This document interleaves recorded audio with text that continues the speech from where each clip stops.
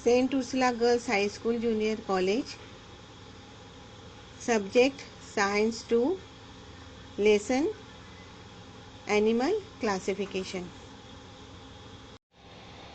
बच्चों, आज का हमारा जो संघ है उसका नाम है सखंड कृमि प्राणी संघ। ये प्राणी बेलनाकार दंडाकृति होकर इनमें विखंडित खंडीभवन दिखाई देता है, इसलिए इन्हें खंडीभूत कृमि कहते हैं। इनके जो बॉडी होता है, इनका जो शरीर होता है वो विविध खंडों से बना हुआ होता है।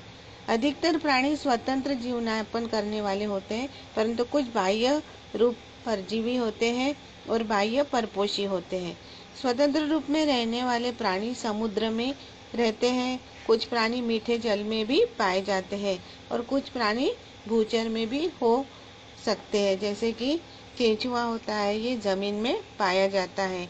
जो नेरिस है, जो जोंक है, ये पानी में और जमीन में दोनों में हमें दिखाई देते हैं। ये प्राणी त्रिजनन स्तरीय होते हैं। त्रिजनन स्तरीय यानी इसमें 3 लेयर्स होती है, तो उन 3 लेयर्स अपने हम लोगों ने पढ़ा है, जैसे कि एक्टोडर्म, मेसोडर्म और एंडोडर्म, है ना। तो ऐसे त्रिजन स्तरीय होते हैं।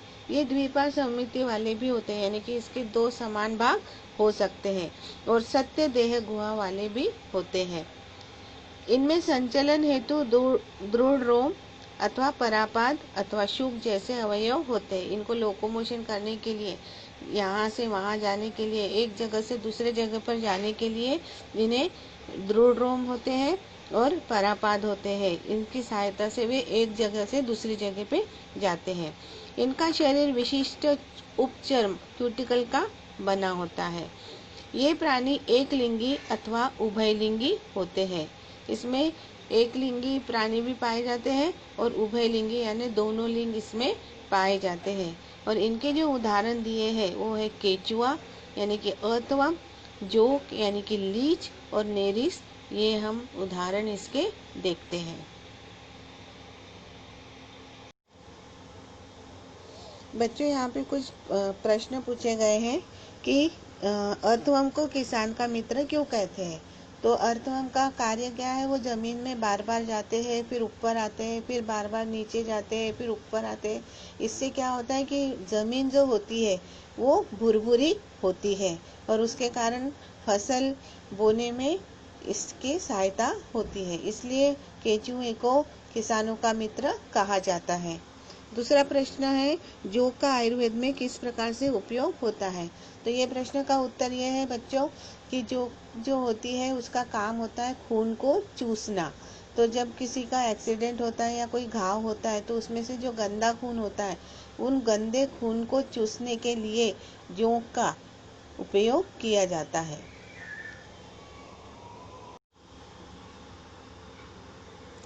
इसके बाद हमारा संघ है संधिपाद प्राणी संघ यानी कि फाइलम आर्थ्रोपोडा। इन प्राणियों में छोटे छोटे टुकड़े जुड़कर उपांगों का निर्माण होता है, इसलिए इन्हें संधिपाद प्राणी कहते हैं। पृथ्वी पर प्राणी जगत में इस संघ के प्राणियों की संख्या सबसे अधिक है, इसलिए संधिपाद प्राणी संघ यह प्राणियों में सबसे बड़ा एवं जीवन संघर्ष में सभी प्रकार से सफल होने वाला संघ है। बच्चों, ये इसलिए कहते हैं कि हम अपने आसपास में जो जीव जंतु देखते हैं, जो संधिपाद वाले जो जंतु है, कॉकरोच है, बटरफ्लाई है, जो हम लोग मकड़ी है, केकड़ा है, बिच्छू है, तो ये जो सारे प्राणी हैं ये हमारे आसपास हमें हमेशा दिखाई देते हैं और इनकी संख्या बहुत ज़्यादा होती है। इन प्राणियों का शरीर त्रिजनन स्तरीय यानी कि इनके शरीर में 3 स्तर होते हैं, वही मेसोडर्म, एक्टोडर्म एंड एंडोडर्म। और इसके बाद सत्य देह गुहा युक्त और द्विपार्श्व सममिति वाला होकर खंडीभूत भी होता है। इसके 2 हम समान भाग कर सकते हैं। पहला तो ये त्रिजनन स्तरीय होता है, इसमें 3 स्तर होते हैं, एक्टोडर्म, एंडोडर्म और मेसोडर्म। और इसके साथ ही इसका कोई कोई प्राणी जो होते हैं वो खंडी भवन वाले, उनके जो बॉडी पे सेगमेंट्स होते हैं। इनके शरीर के आसपास काइटिन युक्त बाह्य कंकाल होता है। ये प्राणी एकलिंगी होते हैं। ये जो सभी प्राणी हैं वो एकलिंगी होते हैं। तो इसमें कुछ उदाहरण है दिखने को मिल रहे हैं, जैसे कि तितली है, जैसे कि घोंगा है, जैसे कि बिच्छू है और जैसे कि कॉकरोच है।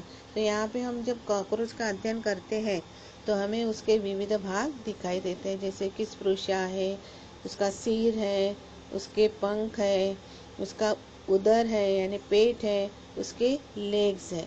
तो इस तरह के भाग हमको प्राणी संघ यानी कि संधिपाद प्राणी संघ में पाए जाते हैं। तो इस तरह आज हमने अखंड कृमि प्राणी संघ यानी फाइलम एनेलिडा, उसके बाद हमने संधिपाद संघ यानी कि फाइलम आर्थ्रोपोडा, इसके बारे में हमने पढ़ा। तो बच्चों, आपके लिए आज का होमवर्क है कि आप इन आकृति जो दिखाई दे रही है आपको, जो डायग्राम दिख रहे हैं, आप उनका डायग्राम निकालिए, उसको लेबल कीजिए और उसे अपनी कॉपी में लिखिए। और इसके ऊपर का जो प्रश्न है कि निम्नलिखित आकृतियों की नाम निर्देशित आकृति निकालकर उनके बारे में टिप्पणी लिखो। Thank you so much.